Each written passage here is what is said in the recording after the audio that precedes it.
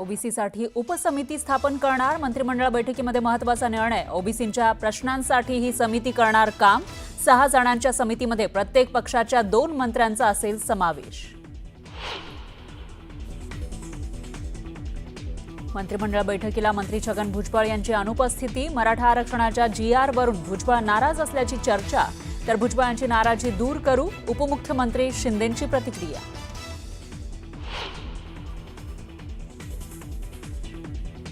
GR वर शंका उपस्थित करणाऱ्यांवर जरांगेंचं तोंड सुख. GR वरून काही जणांच्या पोटात दुखतंय.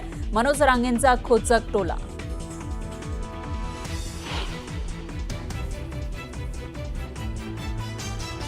शासनाच्या GR वरून ओबीसी नेत्यांमध्येच मतभेद. GR मुळे ओबीसींचं कुठलंही नुकसान नाही, तायवाडेंचं मत. तर GR मुळे ओबीसींचं आरक्षण संपलं, लक्ष्मण हाकेंचा आरोप.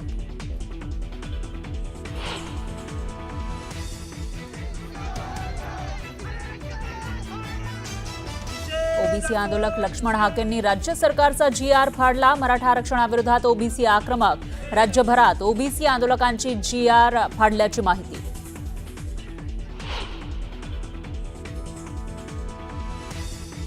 कालचा GR नाही तर ती फक्त माहिती पुस्तिका. याचा काहीही फायदा होणार नाही. मराठा याचिकाकर्ते विनोद पाटलांचं आरक्षणासंदर्भातील GR वर परखड मत.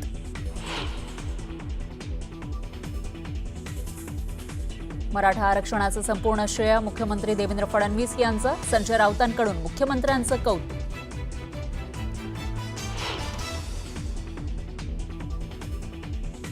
ठाण्यात शिवसेनेच्या कार्यकर्त्यांची भर रस्त्यामध्ये गाडी खाली चिरडून हत्या.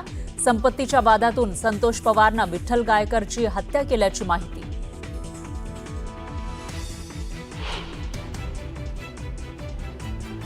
आणि अरुण गवळीला जामीन मंजूर. कमलाकर जामसांडेकर हत्याप्रकरणी सुप्रीम कोर्टाकडून 18 वर्षानंतर जामीन.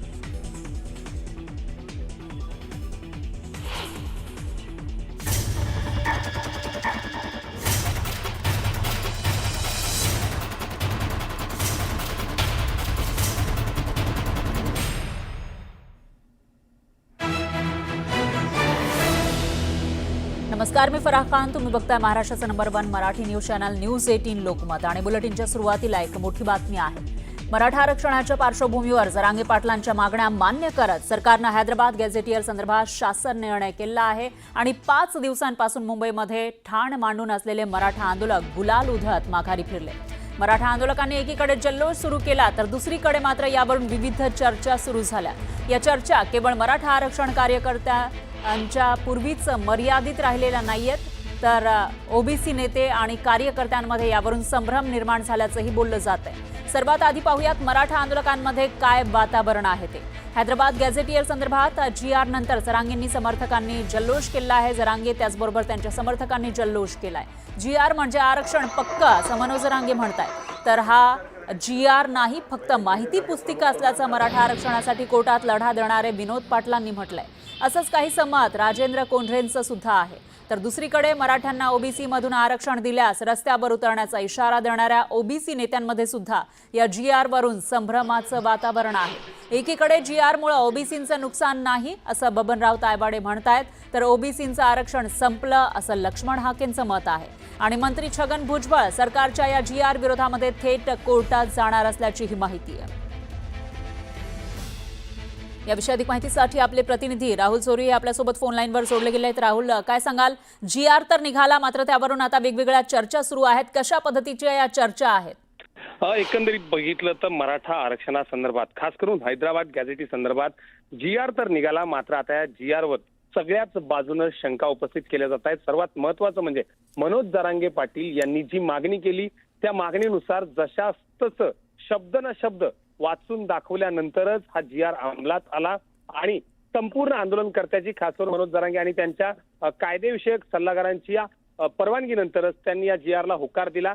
GR आलाय, मात्र या GR नंतर देखील मराठा समाजाच्या हाती काहीही लागणार नाही असं एका वर्गाचं म्हणणं आहे. तर दुसऱ्या बाजूला ओबीसी समाज देखील नाराज आहे. आणि एकंदरीत बघितलं तर मराठा समाजाला कुठेतरी मागच्या बाजूनं ओबीसी मध्ये सामावून घेण्यासाठी सरकारनं अशा पद्धतीनं जी आर काढला आणि यामुळे ओबीसीचं मोठं नुकसान होईल असं देखील बोललं. त्यामुळे नेमकं या जी आर मध्ये कोणाला काय मिळालं यावर शंका व्यक्त केली जात असताना अशाच पद्धतीनं एकीकडे मराठा आणि दुसरीकडे ओबीसी असं दोन्ही समाजामध्ये याच जी आर बाबत नाराजी आहे. सर्वात महत्वाचं म्हणजे 6व्या दिवशी ज्यावेळी उपोषण संपलं त्यावेळी स्पष्टपणे ज्या पद्धतीनं मनोज जरांगे यांना मसुदा जी आर पूर्वी मसुदा दाखवण्यात आला, मसुद्यातला एक ना एक शब्द हा वाचून दाखवण्यात आला आणि त्यानंतरच संबंधित मसुदा हा जी आर रूपात बदलला गेला.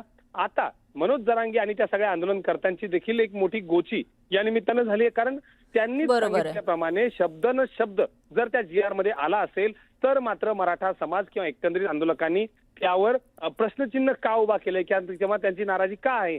तर दुसऱ्या बाजूला जर मराठ्यांना काही मिळालं नाही तर मग ओबीसीचं नुकसान तरी नेमकं कसं हा देखील इतकाच गोंधळाचा विषय. त्यामुळं एकीकडे ओबीसी समाज वारंवार तायवडे असतील, हाके असतील या सगळ्यांकडून वारंवार जी आर वर टीका करण्यात येते.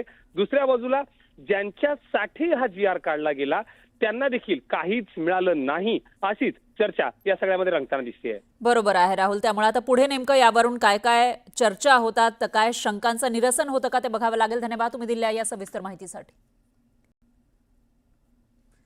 दरम्यान मराठा आरक्षणासंदर्भातील शासन निर्णयावरून ओबीसी नेत्यांमध्ये मतभेद असल्याचं दिसून येत आहे. सरकारनं काढलेल्या जी आरमुळे ओबीसी समाजाचं कुठलंही नुकसान झालं नाही, आम्ही समाधानी आहोत अशी भूमिका राष्ट्रीय ओबीसी महासंघाचे अध्यक्ष बबनराव तायवाडे यांनी स्पष्ट केली आहे. तर दुसरीकडे ओबीसी नेते लक्ष्मण हाकेंनी सरकारच्या जी आरला तीव्र विरोध केलाय.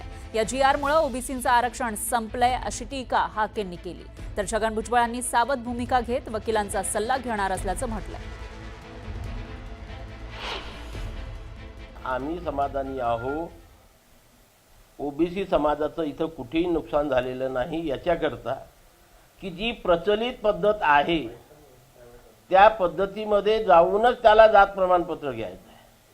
मी याच्या आधीसुद्धा आपल्यासमोर वारंवार बोललो आहे. हे काही पहिली वेळ नाही आहे की वडील, आजोबा, पणजोबा, खापर पणजोबा यांच्या महसुली किंवा शैक्षणिक कागदपत्रावर कुणबी मराठा कुणबी मराठ्याची नोंद असेल किंवा जर तशा प्रकारची नाही तर तुमच्या या वंशावळीच्या मध्ये जे काही तुमचे नातेसंबंध आहे त्याच्यातील कुणाकडे तरी जातीचं प्रमाणपत्र असेल तर त्याच्या आधारे तुम्ही जातीचं प्रमाणपत्र क्लेम करू शकता. ओबीसीचं आरक्षण संपलेलं आहे. मराठा समाजाचा समावेश या जी आर द्वारे आज रोजी ओबीसी मध्ये झालेला आहे असा मला या जी आरचा अर्थ लागतोय. हा कोर्ट ऑफ कंटेम्प्ट आहे. माननीय न्यायालयाच्या निर्णयाच्या विरोधामध्ये मराठा समाजाला बेकायदेशीररित्या संविधानाच्या विरोधामध्ये जाऊन या महाराष्ट्रामधील समतेचं तत्व, सामाजिक न्यायाचं तत्व ओबीसींना रिझर्वेशन का दिलं गेलंय? कारण त्यांच्यामध्ये सोशल डिस्क्रिमिनेशन झालंय. या तत्वाला हरताळ फासणारा हा शासन निर्णय आहे. आता काल जो काही जी आर काढलेला आहे त्याच्याबद्दल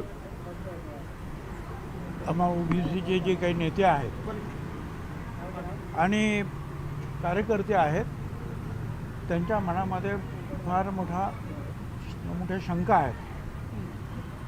तर आम्ही आता विचार करतोय कोण हरलं का, कोण जिंकलं का.